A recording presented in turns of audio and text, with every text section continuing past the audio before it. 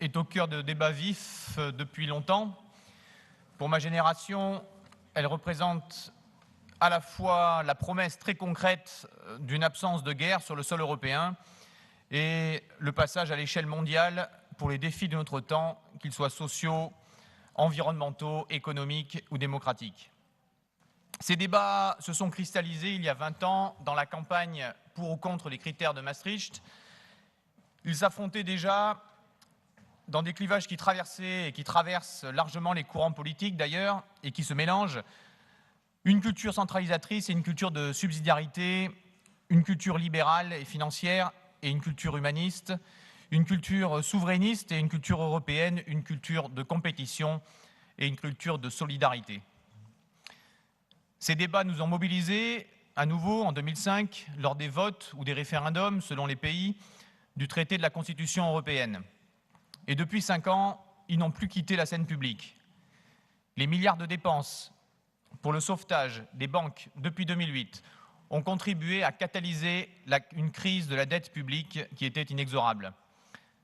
Cette crise n'est qu'un sous-produit et la partie émergée de l'iceberg d'une crise bien plus large, symptôme de l'impasse du modèle du XXe siècle en matière économique et environnementale. Et la politique d'austérité mise en œuvre en Europe aujourd'hui n'est pas la solution, mais un facteur aggravant.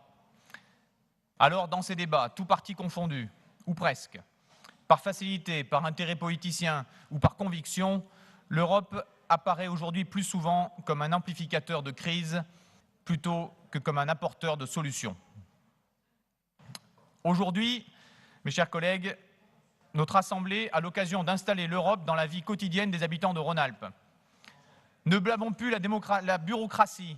Nous avons tous et partout à lutter contre la bureaucratie. Nous avons l'occasion de montrer aujourd'hui que l'Europe est un moteur pour que les collectivités territoriales et les États se saisissent des défis d'aujourd'hui, avec un impact immédiat sur le quotidien et sur la préparation de l'avenir. Inspirés par l'universalité des valeurs démocratiques et par le caractère planétaire du destin commun de l'humanité, les écologistes ont soutenu fermement l'idée d'une Europe politique pour la paix, pour la justice sociale, une Europe fédérale, une Europe des régions. Nous déplorons et nous condamnons la déviance ultralibérale, l'insuffisance démocratique et encore trop intergouvernementale de l'Union européenne d'aujourd'hui. Mais nous sommes convaincus aujourd'hui que la région et l'Europe sont deux espaces territoriaux qui permettent de penser, qui permettent de construire, qui permettent de mettre en œuvre les solutions de demain.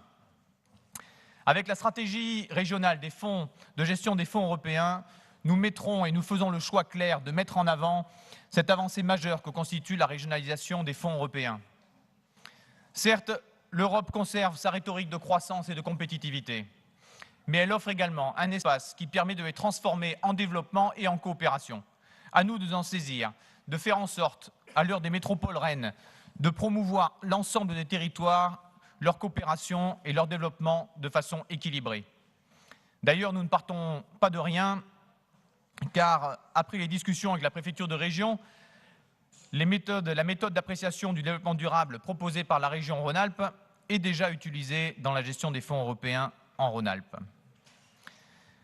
Alors, les projets de règlement de fonds européens proposent de mettre ces fonds au service de la stratégie de l'Europe 2020 pour un développement intelligent, vert, durable et inclusif.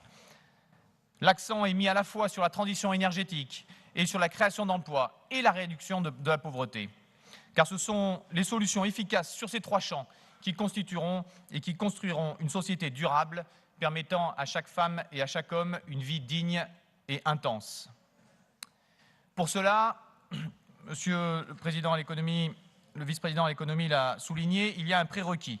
C'est l'adoption de la stratégie régionale d'innovation et de spécialisation intelligente. Pour nous, il s'agit d'associer l'ensemble des territoires et de ses habitants pour investir sur l'innovation, la recherche et la formation au service de l'homme.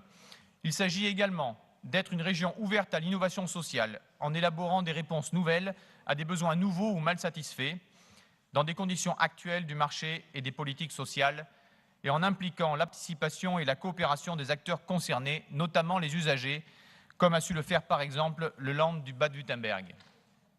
C'est aussi développer en acte une vision du progrès économique qui n'est pas la seule croissance du PIB, mais par exemple via les indicateurs qualitatifs du développement durable, l'indice de développement humain, l'indice de santé sociale, le développement de la participation des personnes aux décisions qui les concernent, l'accès de tous à des services de qualité.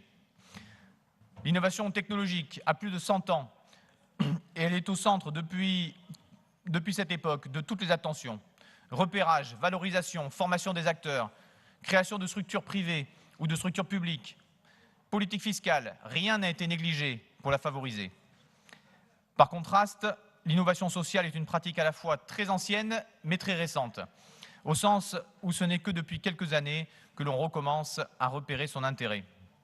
Les institutions et les outils économiques qui pourront appuyer le développement de cette innovation sociale sont encore rudimentaires. Et c'est en liant les deux, innovation sociale et innovation technologique, qu'on donne du sens à l'innovation technologique.